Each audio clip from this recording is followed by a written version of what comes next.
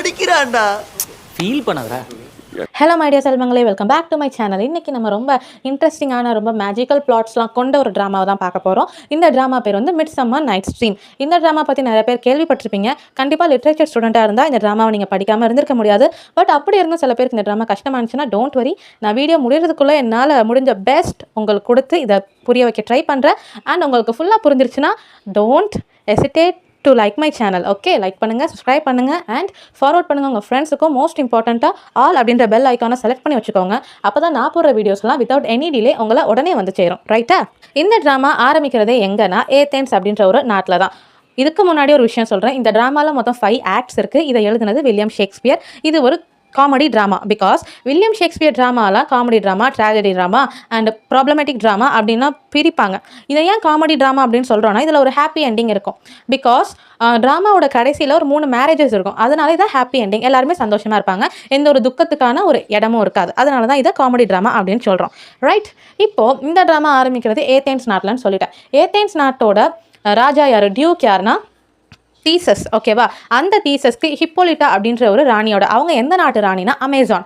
Right? அந்த 2 பேத்துக்கும் engagement ஆயிருக்கும். பட் இன்னும் மேரேஜ் ஆகிறதுக்காக 2 பேரும் வெயிட் பண்ணிட்டு இருப்பாங்க. அந்த காலகட்டத்தில் அந்த வெயிட்டிங் பீரியடில் என்னென்ன ஆகுது, கடைசியில் அவங்க மேரேஜ் நாள் அன்னைக்கு என்ன ஆகுது, அதுதான் இந்த ஒட்டுமொத்த ட்ராமாவும்.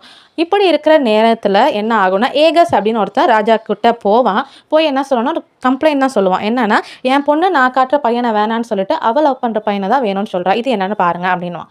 உடனே தீசஸ் என்ன சொல்லுவான், உன்னோட பொண்ணை வர சொல்லு அப்படின்னு சொல்லிட்டு அவள்கிட்டையும் பேசுவான். என்னம்மா அப்படின்னு கேட்கும் போது அவள் சொல்லுவா, எனக்கு எங்கள் அப்பா பார்க்குற மாப்பிள்ளை மேலே கொஞ்சம் கூட இன்ட்ரெஸ்ட் இல்லை, நான் இவரை தான் லவ் பண்ணுறேன் அப்படின்னு சொல்லிட்டு லவ் பண்ணுற பையனையும் வர சொல்லுவா. அண்ட் ஆல்சோ இன்னொரு விஷயம் என்ன சொல்லுவான்னா, எங்கள் அப்பா பார்த்த மாப்பிள்ளையே என்னோட ஃப்ரெண்டு வந்து ஒன் சைடாக லவ் பண்ணுறா, ஸோ அது வந்து சரி வராது, எனக்கு அவர் வேணாம் அப்படின்னு சொல்லுவாள். நான் மொட்டையாக தான் சொல்லிட்டு இருக்கிறேன், இன்னும் பேர்லாம் சொல்லலை. ஸோ நான் ஏன் பேர் சொல்ல நீங்கள் யோசிக்கணும்னா இப்போ நான் பேரை சொல்லிடுறேன். நான் சொன்னல, அந்த ஒரு மனுஷன் வந்தான் ராஜா கிட்ட கம்ப்ளைண்ட் பண்ணானு, அவன் பேர் ஏகஸ், அவனோட பொண்ணு பேர் ஹெர்மியா. அந்த ஹெர்மியா லவ் பண்ணுற மனுஷன் பேர் லைசாண்டர். பட் அவங்க அப்பா யாரை மாப்பிள்ளையாக கொண்டு வந்தாருன்னா அவர் பேர் டெமிட்ரஸ். அந்த டெமிட்ரஸை ஒன் சைடாக லவ் பண்ணுற பொண்ணு பேர் ஹெலனா. இந்த ஹெர்மியாவும் ஹெலனாவும் ரொம்ப பெஸ்ட் ஃப்ரெண்ட்ஸ். ஸோ இப்படி பெஸ்ட் ஃப்ரெண்ட் லவ் பண்ணுற ஒரு பையன் கூட கல்யாணம் அரேஞ்ச் பண்ணுறாங்களேன்னு அப்பா மேலே இவளுக்கு சின்ன வருத்தம். இந்த கதை அப்படியே போயிட்டுருக்கு. இதுக்கிடையில் தீசஸ் என்ன சொல்கிறான், ஹெர்மியா உனக்கு நம்ம நாட்டோட ரூல் லா தெரியும் தானே அப்படின்றான். என்ன லானா, இந்த மாதிரி பொண்ணோட அப்பா எந்த மாப்பிள்ளையை காட்டி கல்யாணம் பண்ணணும்னு சொல்கிறாங்களோ அவங்கள மட்டும்தான் பொண்ணு கல்யாணம் பண்ணணும். அதை மீறி எனக்கு யாரை பிடிக்குதோ அவனை தான் நான் கல்யாணம் பண்ணுவேன்னு சொன்னால் ஒன்று அந்த பொண்ணை கொன்றணும், ஆர் எல்ஸ் அந்த பொண்ணு கடைசி வரைக்கும், அதாவது கடைசி மூச்சு வரைக்கும் துறவியாக தான் இருக்கணும், கண்ணி கழியாத ஒரு துறவியாக தான் இருக்கணும். இது 2 தான் இந்த நாட்டோட ரொம்ப கொடூரமான ஒரு சட்டம் அப்படின்னு சொல்கிறான். இதெல்லாம் கேட்டுட்டு இந்த லைசாண்டரும் ஹெர்மியாவும் என்ன பிளான் பண்ணுறாங்க, நம்ம இந்த ஊரை விட்டு ஓடிடலாம் அப்படின்றாங்க.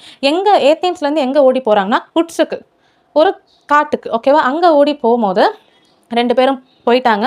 இவங்க இந்த பிளான் பண்ணதை இந்த லைசாண்டர் போய் ஹெலனா கிட்ட சொல்லிட்டான். ஹெலனா வந்து நான் டெமிட்ரஸ் கிட்ட சொல்லணுமேனு போகிறா. அப்படி போகும்போது இவங்க 2 பேரும் அதிகாலையில் கிளம்பி ஓடிட்டாங்க, அந்த ஊரை விட்டு இலோப்ட் ஆகிட்டாங்க. அண்ட் தென் ஹெலனாவும் அவங்கள ஃபாலோ பண்ணி வந்துகிட்டே இருக்கா. ஹெலனா பின்னாடி டெமிட்ரஸும் வந்துகிட்டே இருக்கான். இப்படி இந்த 4 பேரும் ஏதென்ஸை விட்டு உட்ஸுக்கு ஓடிட்டாங்க. அங்கே போய் ரொம்ப டயர்டாக இருக்கே அப்படின்னு சொல்லிட்டு கொஞ்சம் அப்படியே இந்த தரையில் சாஞ்சு ரெஸ்ட் எடுத்துகிட்டு இருக்கும் போது அங்கே பக் அப்படின்ற ஒரு ஆள் இருக்கான். அந்த பக் யாருன்னா ஒபேரானோட ஒரு சர்வெண்ட். ஒபேரான் யாருன்னா ஃபேரிஸோட ராஜா, கிங் ஆஃப் த ஃபேரிஸ். இவரோட ஒய்ஃப் யாருன்னா டைட்டானியா, இவங்க வந்து குவீன் ஆஃப் த ஃபேரிஸ். இவங்க 2 பேத்துக்கும் அப்போ ஒரு சின்ன வாக்குவாதம் போயிட்டுருக்கு. அதனால் 2 பேரும் சண்டை போட்டுட்ருக்குறாங்க. அந்த சமயத்தில் வந்து இந்த ஒபேரான் என்ன யோசிக்கிறான்னா, டைட்டானியாவுக்கு நல்ல ஒரு பாடம் நம்ம கற்றுக் கொடுக்கணும் அப்படின்றான். அதுக்காக ஃபக் அப்படின்ற அவனோட சர்வெண்ட்டை கூப்பிட்டு என்ன சொல்கிறான், இந்த மாதிரி ஒரு மேஜிக்கலான ஃப்ளவர் ஒன்று இருக்குது, அந்த ஃப்ளவர் வந்து இந்த ஃபாரஸ்ட் ஏரியாவில் தான் எங்கேயாச்சும் இருக்கும், அதை போய் எடுத்துகிட்டு வா, அதை புழிஞ்சு டைட்டானியாவோட கண்ணில் வந்து நம்ம அதோட சாறு இருக்கும்ல அதை நம்ம ஸ்குவீஸ் பண்ணி அவளோட கண்ணில் ஊற்றிட்டா அதுக்கு அப்புறம் அவள் எந்திரிச்சோடனே யாரை பார்க்குறாளோ அவங்க மேலே அவளுக்கு அதீத காதல் வந்துடும். அப்படிப்பட்ட ஒரு ஃப்ளார் தான் அந்த ஃப்ளார், மேஜிக்கல் ஃப்ளார். அதை போய் நீ எடுத்துகிட்டு வா அப்படின்னு சொல்லிட்டு பக்க அனுப்பிச்சி விட்டுறான். இதுக்கிடையில் ஒபேரான் அப்படியே வாக் பண்ணி வந்துட்டு இருக்கும் போது ஹெலனா வந்து புலம்பிட்டு இருப்பா, நான் இந்த மாதிரி டெமிட்ரஸ் மேலே இவ்வளோ காதலிக்கிறேனே, அவன் வந்து எனக்கு கண்டுக்கவே மாட்டானே, இது என்னது அப்படின்னு டெமிட்ரஸ் கிட்டேயே அவள் கோமா சொல்லிட்டு இருக்கும் போது அவன் என்ன சொல்லுவான், எனக்கு மேலே இஷ்டம் இல்லை, இது நீ ஏன் புரிஞ்சிக்க மாட்டேற அப்படின்வான். இவங்க 2 பேரும் ஆர்கியூமெண்ட் பண்ணுறத ஒபேரான் பார்த்ததுனால அவன் என்ன செய்வான்னா, அந்த பக் அப்படின்னு சொன்னால அவன்கிட்ட நீ அந்த ஜூஸை வந்து இந்த டெமிட்ரஸோட கண்லேயும் ஊற்று அப்படின்றவான். பட் நம்ம பார்க்க என்ன பண்ணிடுவானா தெரியாமல் அந்த டெமிட்ரஸ் கண்ணில் ஊற்றுறதுக்கு பதிலாக லைசாண்டர் இருக்கால, லைசாண்டரோட கண்ணில் போய் ஊற்றிடுவான். பட் லைசாண்டர் ஏஞ்சோன்னே யாரை ஃபஸ்ட்டு பார்ப்பானா, ஹெலனாவை தான் ஃபஸ்ட்டு பார்த்துருவான். ஹெலனாவை ஃபஸ்ட்டு பார்த்ததுனால அவனுக்கு வந்து அவன் மேலே அதீத ஒரு மோகம் காதல் ஏற்பட்டுரும். உடனே அவன் என்ன பண்ணுவான், ஹெலனா பின்னாடியே போயிட்டே இருப்பான். ஐயோ தெரியாமல் இப்படி பண்ணிட்டேனேன்னு உடனே டெமிட்ரஸோட கண்ணிலையும் போய் ஊற்றிடுவான். டெமிட்ரஸோட கண்ணில் போய் ஊற்றினோடனே அவனும் எந்திரிச்ச உடனே ஹெலனாவை பார்த்துட்டு அவன் மேலே ஒரு அதீத மோகம் காதல் வந்துடும். இப்படி போயிட்டே இருக்கும் போது ஹெலனாக்கு ரொம்ப கோவம் வந்துடும். என்ன எல்லாரும் கிண்டல் பண்ணுறீங்களா, டெமிட்ரஸ் என்னை லவ் பண்ண மாட்டான் நான் அந்த ஹெர்மியா கிட்ட சொன்னதுனால அவள் இவங்கள்ட்டலாம் சொல்லிட்டு என்னை வச்சு என்னை கேலி கிண்டல் பண்ணுறீங்களான்னு ரொம்ப கோவம் அவளுக்கு ஏறிடும். இதுக்கிடையில் இவங்க 2 பேரும் அந்த டெமிட்ரஸோட கண்ணில் அவள் ஊற்றுவாள் அந்த ஃப்ளாரோட ஜூஸை, அதை ஊற்றுறதுக்கு முன்னாடி தான் இந்த ஹெலனாவும் டெமிட்ரஸும் சண்டை போட்டு அப்படியே ரொம்ப டயர்டில் அந்த வயல்வெளியில் படுத்து தூங்கிட்டு இருப்பாங்க. அந்த நேரத்தில் ஹெர்மியா எந்திரிச்சு வந்து என்ன பண்ணுவா, எங்கே லைசாண்டரை காணும், இவன் மட்டும் நல்லா தூங்கிட்டு இருக்கா, என்னது இது நான் கடுப்பில் அலைஞ்சிட்டு இருக்கேன், இவன் தூங்கலாமான்னு சொல்லிட்டு ஹெலனா வந்து எழுப்பி விட்ருவா. அப்படியே என்ன பண்ணுவாலாம், டெமிட்ரஸ் அப்படியே தூங்கிட்டு இருப்பான். அவளை லைட்டாக அப்படியே ஷோல்டரில் அடிச்சுட்டு இவ ஓடிடுவா. அதனால தான் அவன் எந்திரிச்சோடனே ஹெலனாவும் எந்திரிச்சிட்டு இருக்கிறத பார்த்தோன்னே இவன் மேலே அதீத காதல் அவனுக்கு வந்துடும். இப்படி தான் டெமிட்ரஸுக்கு ஹெலனா மேலே ஒரு அட்ராக்ஷன் வந்துச்சு. இதுக்கிடையில் லைசாண்டரும் ஹெலனா தான் வேணும்னு சொல்ல, டெமிட்ரஸும் ஹெலனா தான் வேணும்னு சொல்ல, அதுக்கப்புறம் 2 பேரும் ஒரு ஓரத்தில் போய் சண்டை ஆரம்பித்து போயிட்டே இருக்கும். இதை பார்த்த ஒபேரானுக்கு ஐயையோ நம்ம எதை செய்ய சொன்னால் இந்த பக்கு எதை செஞ்சுட்டான் சா அப்படின்னு கோவம் ஏறிடும். இதுக்கிடையில் இந்த ஃப்ளார் எடுத்துகிட்டு வர ஏன் அவன் சொன்னான், ஒபேரானோட ஒய்ஃப் யார், டைட்டானியா தானே, அவளோட கண்ணில் தானே ஊற்றணுன்னு. கடைசியில் அவள் கண்ணிலையும் ஊற்றிருப்பான். அவள் தூங்கி எழுந்திரிச்சோன்னே என்ன ஆகும், அந்த இடத்துல வந்து ஒரு 5-6 பேர் இந்த தீசஸ் அண்ட் ஹிப்போலிட்டா வெட்டிங்காக ஒரு ட்ராமா நம்ம ஆக்ட் பண்ணலாம், ஒரு ஸ்கிட்டு வந்து நம்ம போடலான்னு ஒரு 5 பேர் அதை ப்ராக்டிஸ் செஞ்சுட்டே இருப்பாங்க. அப்படி ஒருத்தரோட ஹெட்டில் வந்து ஒரு மாஸ்க் இருக்கும். அது என்ன மாஸ்க்னால் இந்த டாங்கி ஃபேஸ் இருக்கும்ல, டாங்கி ஃபேஸ்ன்னு சொல்கிறத விட இந்த ட்ராமாவில் என்னன்னு சொல்லியிருக்காங்கன்னா ஆஸ் ஃபேஸ் அப்படின்றாங்க. ஓகேவா, அந்த மாதிரி ஒரு ஃபேஸ் கட்ட ஒரு மூஞ்சில் இருக்கும். அது காரணம் யாருன்னா இந்த பக்கு தான். அவர் தான் இதுக்கும் காரணம். நல்லா இருந்தவனோட மூஞ்ச மேஜிக்கல் ட்ரிக் எதையோ பண்ணி இப்படி மாற்றி விட்டுருவான்.